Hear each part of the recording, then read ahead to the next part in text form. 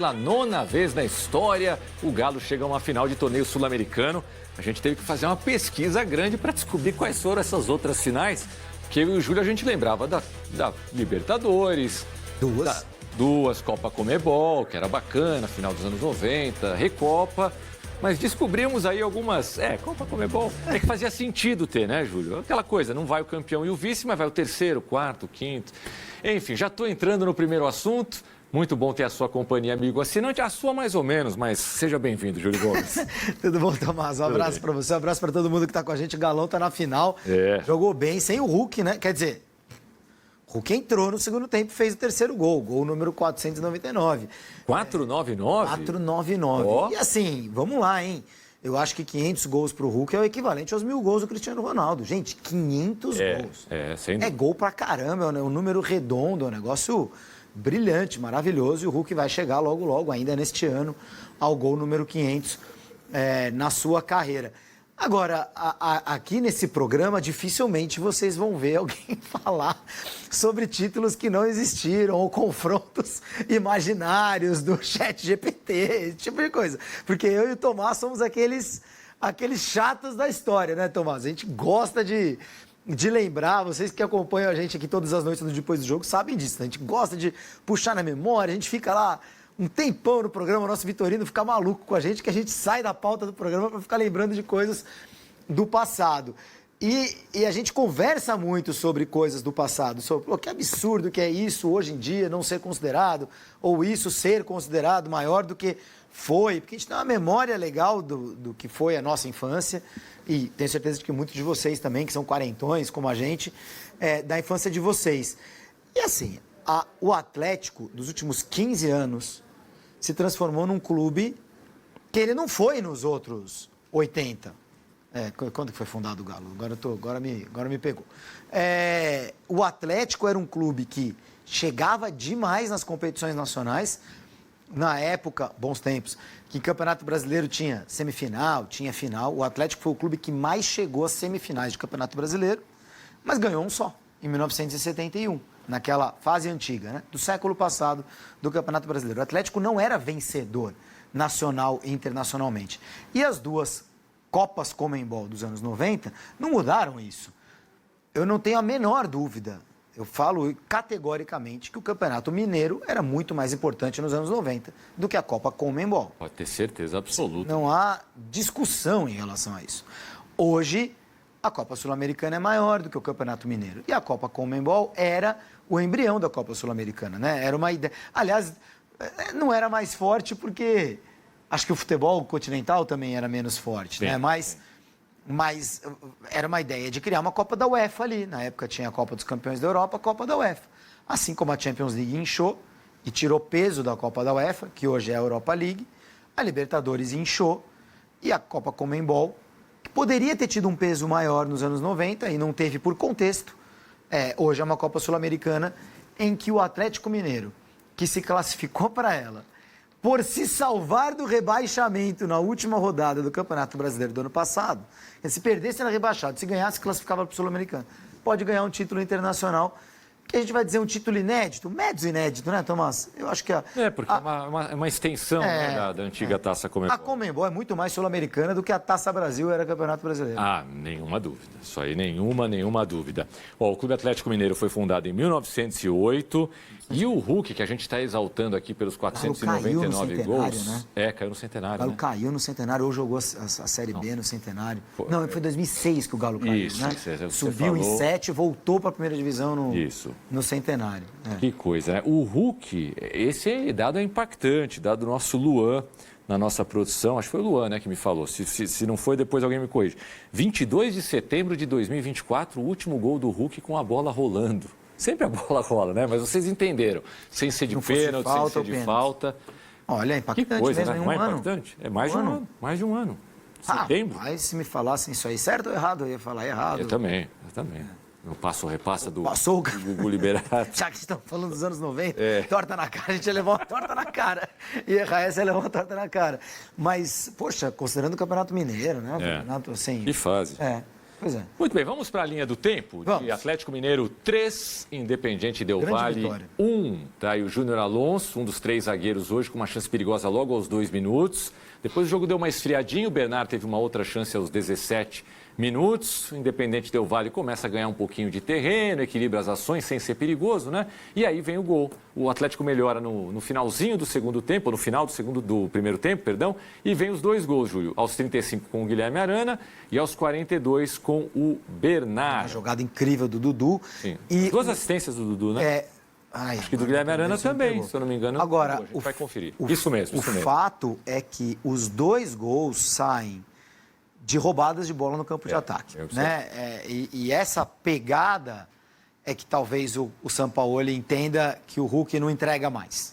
E que justifique que o Hulk não comece o jogo. Né? Para mim, eu falei ontem, não existe classificação sem o Hulk jogar. Aí, se eu fosse um oportunista, eu diria, acertei, tá vendo? Entrou e fez o 3º gol. Mas acho que não. Acho que o Atlético jogou muito bem sem o Hulk. Ele fez um grande primeiro tempo sem o Hulk. O Hulk, de fato, entrou e faz o 3º gol, quando o jogo estava perigosíssimo. Tinha ficado 2-1, vamos para o segundo tempo ali para a linha do tempo, tinha ficado 2-1. Esse gol do Spinelli aos 18 minutos, Tomás, não é que ele botou fogo no jogo imediatamente, mas ele fatalmente botaria fogo no jogo nos 10 minutos finais, se a gente se mantivesse com 2-1 no placar. Porque qualquer time precisando de um gol, pode ser o da Várzea, pode ser o do Equador, pode ser o Atlético Mineiro, pode ser qualquer um. Tá precisando de um gol. E é vida ou morte, tipo, se não fizer esse gol, tanto faz, vai que nem louco para frente, tudo pode acontecer, né?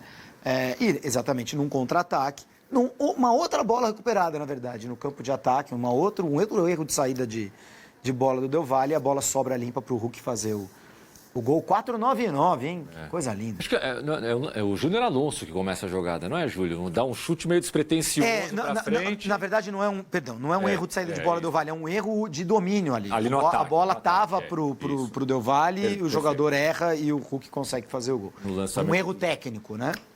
As 2 primeiros tempos eram, de fato, saídas de erro técnico no ataque, e também achei um erro técnico de quem está na marcação do Hulk, fica ali, não sabe se vai na bola, se vai no Hulk, a bola passa e o Hulk fica livre para fazer o gol. Antes do gol do Spinelli, que quase botou fogo no jogo, como explicou o Júlio, a gente teve essa chance perigosa do Dudu, e no finalzinho, já nos acréscimos, esse eu confesso que eu nem vi, já estava vindo aqui para o estúdio. Mas você tem que falar o nome dele, né? Darwin Guagua, é isso?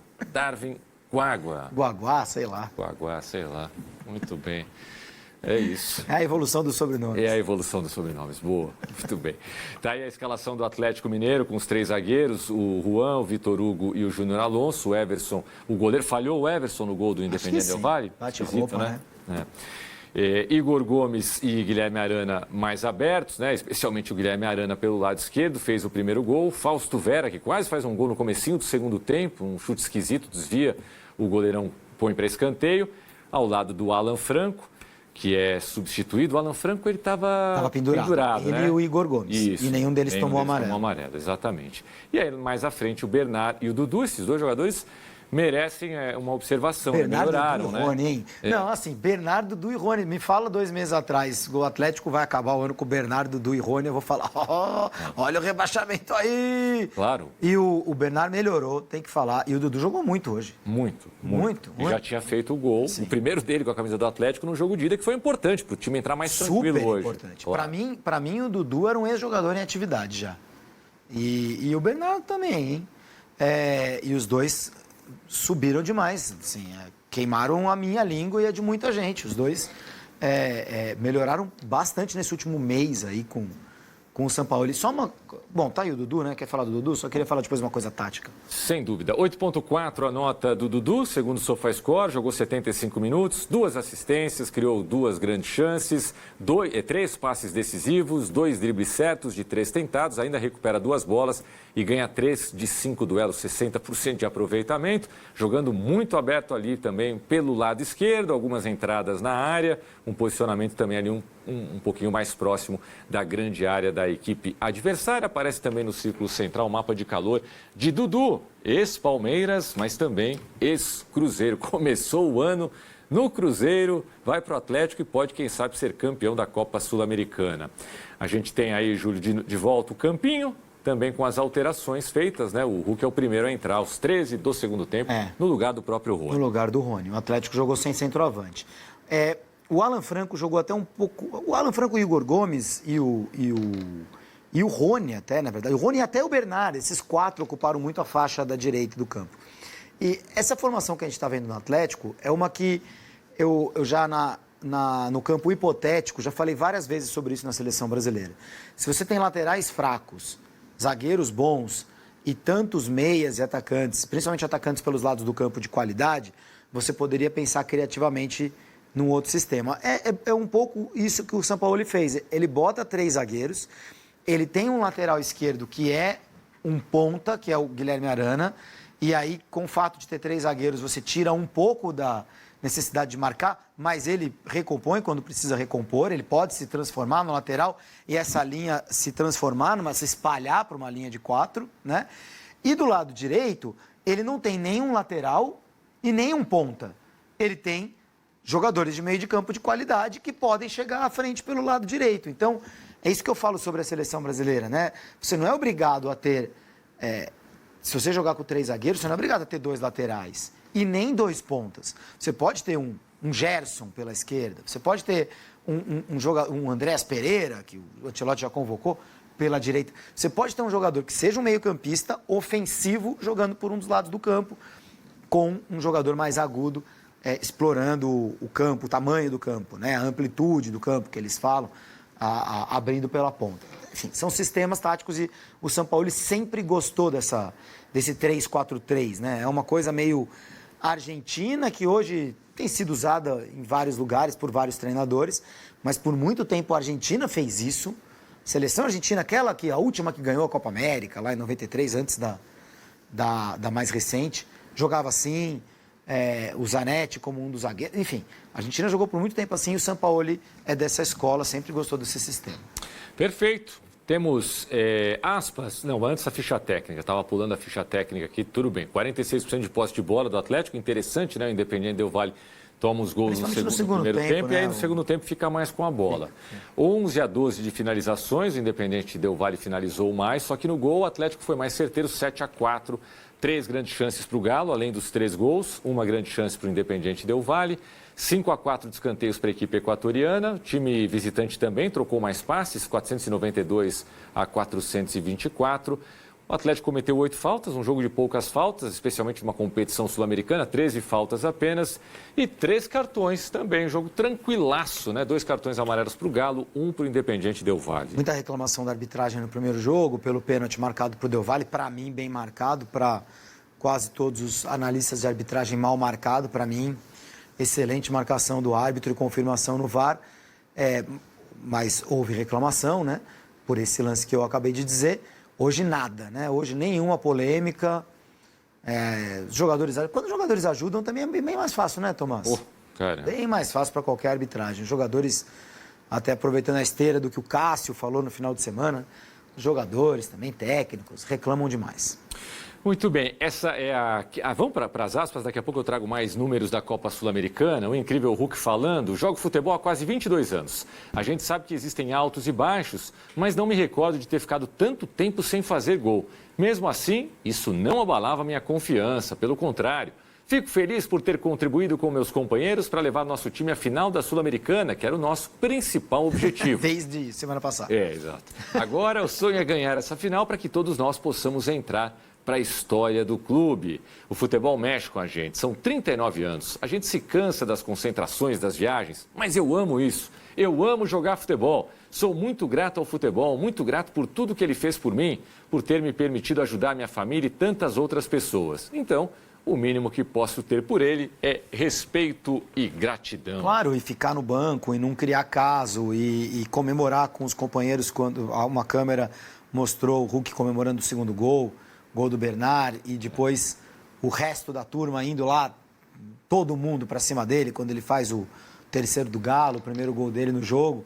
E isso é respeitar a profissão, isso é respeitar o futebol, para usar um contraste, ao contrário do que fez o senhor Vinícius Júnior aí no domingo no Clássico da Espanha, Real Madrid e Barcelona. respeitar o futebol é respeitar as decisões de técnicos, respeitar o que outros jogadores fazem, respeitar o trabalho dos árbitros, coisa que o Hulk também muitas vezes não faz, né? Exagera nas reclamações. Agora, o Hulk é um jogador histórico, Tomás, histórico. Um dos assinalados com caneta marca-texto no 7-1 e naquela Copa de 2014, mas era um jogador que jogou bastante na seleção brasileira, poderia ter jogado até mais, e a única pena que eu tenho na carreira do Hulk é ele não ter jogado num clube verdadeiramente grande da Europa. O Porto é um clube grande da Europa, um clube histórico da Europa, mas já nesse século perdeu muito espaço em relação aos clubes ingleses, enfim, aquela elite da Europa, os clubes ingleses, Real Madrid, Barcelona, Bayern, agora recentemente PSG, os 2, 3 grandes da Itália. O Hulk não passou por nenhum deles, ele escolheu ir para o Zenit. Né? Ele saiu do Porto numa transação incrivelmente alta e foi para o Zenit. E depois ele foi para a China? Depois ele foi para a China, sim. Antes de chegar no Galo. Então, assim, esses mercados para onde o Hulk foi, Rússia, China, uma pena, né? Ainda bem, porque era jogador para qualquer time grande. Ainda bem que veio parar no Galo e ser campeão. Claro, tanta coisa. Para ser mais reconhecido aqui no futebol brasileiro. E quero crer, Júlio, que ele teria novas chances na seleção depois de 2014 se ele tivesse jogado em clubes maiores da Europa, né? Sim. Ou clubes europeus, né? Ele ficou muito tempo porque eu acho tirando a Rússia, obviamente, mas num centro maior da Europa, eu quero dizer. Acho que o Zenit não tinha o mesmo canal de vídeos que ele tem hoje com a CBF, né? Não, acho que não. Naquela época. Porque hoje é impressionante, hein? Como todo mundo vê o Zenit, hein? Ninguém vê o Zenit, assim, né? O Campeonato Russo não passa em lugar nenhum no mundo, porque a Rússia é a pária da humanidade nesse momento. Mas a CBF... Como vê o Zenit, hein?